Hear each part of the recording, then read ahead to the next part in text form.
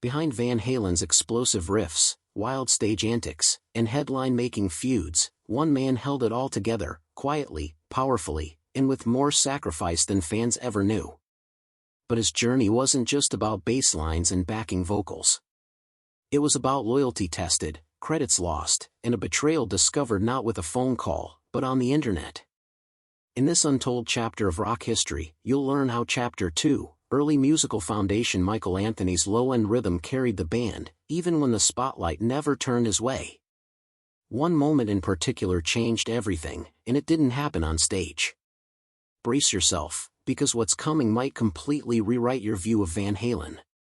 Early musical foundation Michael Anthony's younger days were shaped by a deep connection to music through his family, particularly his father, Walter Sobolewski, who played the trumpet. Walter's musical background left a strong impression on young Michael, who would often hear his father practicing and performing. This exposure to live, real-world music at home laid the foundation for Michael's growing curiosity about instruments and performance. As a child, Anthony followed in his father's footsteps by learning to play the trumpet. He developed a genuine interest in music during his school years, participating in various music programs. After his family relocated to Southern California in the mid-1960s, he attended Dana Junior High School in Arcadia, where he joined the school's marching band. His participation in the band allowed him to further develop his musical talents in a structured setting, while also introducing him to the experience of group performance and discipline. Even though he was interested in the trumpet all the while, Michael gradually turned to rock music from the age of 13. He shifted his focus to the bass guitar because he wanted to be different from his crowd, most of whom played the guitar or drums. A friend, Mike Hershey, lent him a Fender Mustang guitar, which Anthony modified into a bass by removing 2 strings from it. This was changed to a crucial period in his musical evolution when he made a full commitment to learning the bass. After noticing how talented and dedicated his son was, Anthony's father bought him a Victory copy of a Fender Precision bass along with a Gibson amplifier, enabling serious growth in the tools available for Anthony as a musician. Anthony was shaped early in playing bass by his adulation for such great bassists as Jack Bruce of the Cream, John Paul Jones of Led Zeppelin, and Harvey Brooks of Electric Flag. While he was a naturally left-handed person, he learned how to play with his right hand, a skill that was his sole identification and displayed its flexibility. Such early influences and his consistent practice enabled him to have a strong technical foundation and a musical ear, which became quite essential during the later Van Halen era. Just as his skills were sharpening, fate tuned its strings for a collaboration that would change rock history. From Snake to Van Halen Chapter 3, Snake and Mammoth. During the early 1970s, Michael Anthony immersed himself in the Southern California music scene, performing with several local bands before settling into one that became especially important, Snake.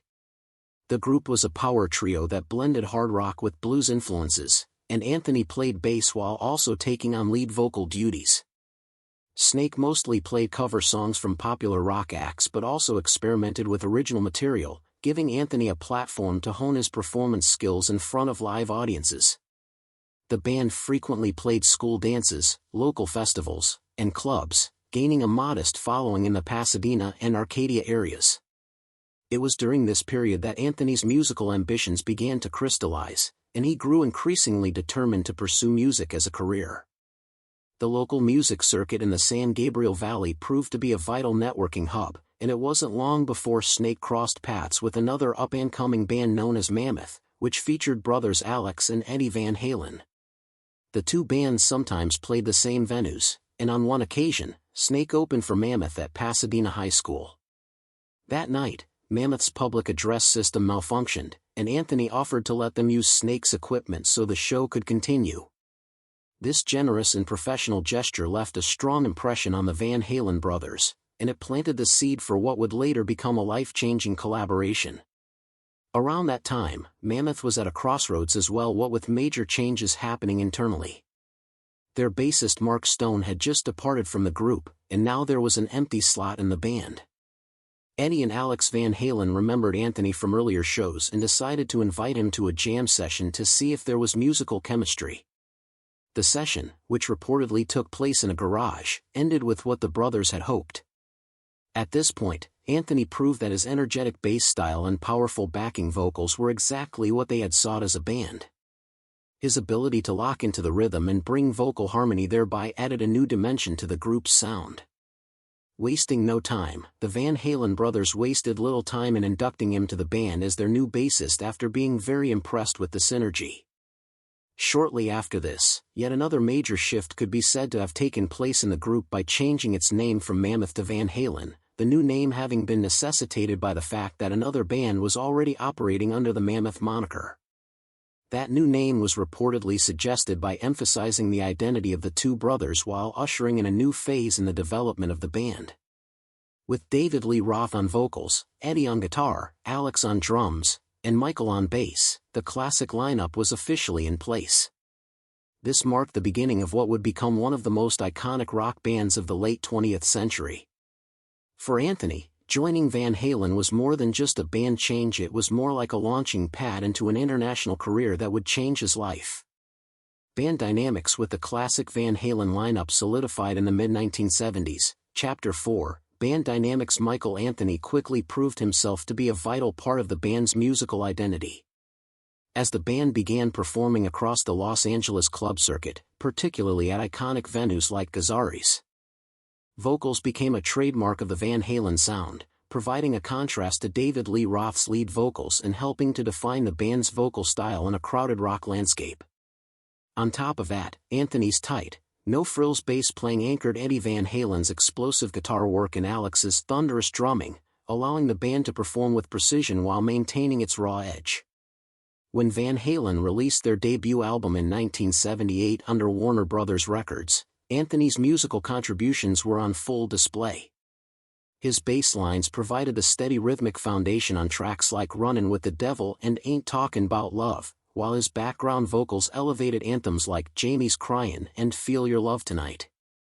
The album was a commercial breakthrough, and Anthony's harmonies were widely praised for their blend of power and melody. As the band rapidly rose to fame, touring heavily in support of their albums, Anthony maintained a consistent presence both musically and personally, earning a reputation for being dependable and low maintenance compared to the often volatile dynamics among other members. Initially, Anthony was treated as a full-fledged member financially, receiving his fair share of profits and expenses. This included everything from album sales and tours to merchandise. According to ex-manager Noel Monk, Anthony was equally responsible for 20% of the band's debts and revenues and participated in band business decisions during its early years. But as Van Halen picked up in popularity and internal struggles for power developed, the financial arrangements started to tilt toward the Van Halen brothers and Roth, thus altering Anthony's share of income and ownership rights. But through it all, Anthony's loyalty lay with the music and the progress of the group. Anthony participated in and contributed to the development of Van Halen during the late 1970s into the early 1980s during a series of multi-platinum successes, which continued to have him on tour and record with the band. His playing stayed steady and professional amidst mounting tensions between the others in the group. By fair warning and Diver Down, Anthony was a well-established foundation player in the rhythm section, and his contributions, especially vocal support, continued to be instrumental in shaping the band's live presentations and recordings. While Eddie was dazzling audiences with his guitar prowess, and Roth was often the one turning heads, slowly but surely both fans and critics began to recognize Anthony as an extremely important pillar on which rested the musical cohesion of one of rock's most explosive acts. The 1984 contract controversy. By 1984, Van Halen had become one of the most commercially successful and influential rock bands in the world. The release of their album 1984 marked a career high point, featuring massive hits like Jump, Panama, and Hot for Teacher. However, behind the scenes, tensions within the band were escalating. Michael Anthony, despite being a founding member and significant contributor to the band's signature vocal sound, was increasingly sidelined in key decisions. According to former Van Halen manager Noel Monk, it was during the 1984 tour that a major shift occurred in Anthony's financial and legal relationship with the band. Monk revealed in his memoir Runnin' with the Devil that Anthony was pressured by the other three members, Eddie and Alex Van Halen, and David Lee Roth, into signing away all future songwriting credits and royalties. The circumstances surrounding this decision were controversial. Monk claimed that Anthony was presented with the agreement backstage just hours before a concert, and all three of his bandmates stood over him while he signed the documents.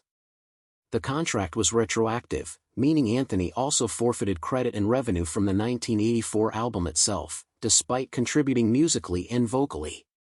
This moment represented a pivotal power shift within the band, as Anthony transitioned from being an equal partner to a contracted performer with no stake in the group's intellectual property.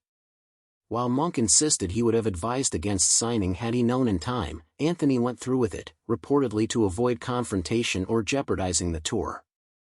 The devastating results, as far as the finances were concerned, lasted a long time. By signing away his rights to the band, millions in potential earnings were lost by Anthony from future licensing agreements in greatest hits albums and reissues that included songs he helped produce. Most particularly, 1984 went on to sell over 10 million copies in the US alone and is one of the most lucrative records for the band. For decades henceforth, Anthony would see his share of nowhere with respect to songwriting credits, detracting from his royalties and, more importantly, his legacy as a rightful contributor. For the next few years, he remained in the band on tour as well as in the studio, but the reduced stature found him increasingly vulnerable while facing future disputes and changes in the lineup. That arrangement was unjust. However, Anthony said nothing for years. He held himself with professionalism and refrained from publicly criticizing his bandmates. Eventually, Anthony spoke about the incident during interviews and fan Q&As, confirming that he signed away his rights under duress. He lamented how the whole affair unfolded but stressed that saving the band, the one thing he wanted most, was what drove him through it. To play music was all he desired. The 1984 contract fight became a poster child for the internal power struggles of Van Halen and ranks among the starkest examples in the music industry of how creative and financial control can be wrested from principal players. Chapter 5, Eddie's criticism. Eddie Van Halen's criticism. In the years following Van Halen's commercial peak, Michael Anthony began to experience a noticeable shift in how his contributions to the band were publicly recognized, particularly by Eddie Van Halen. Although Anthony had been a fixture in the band's sound since its inception, Eddie began diminishing his role in interviews, making comments that implied Anthony lacked the musical skill expected of a professional bassist. One of the most controversial claims came from Eddie's 2015 interview with Billboard, in which he said he had to show Anthony how to play every note and accused him of lacking initiative. The comments sparked immediate backlash from fans and fellow musicians, many of whom felt the statements were both unfair and historically inaccurate. Eddie's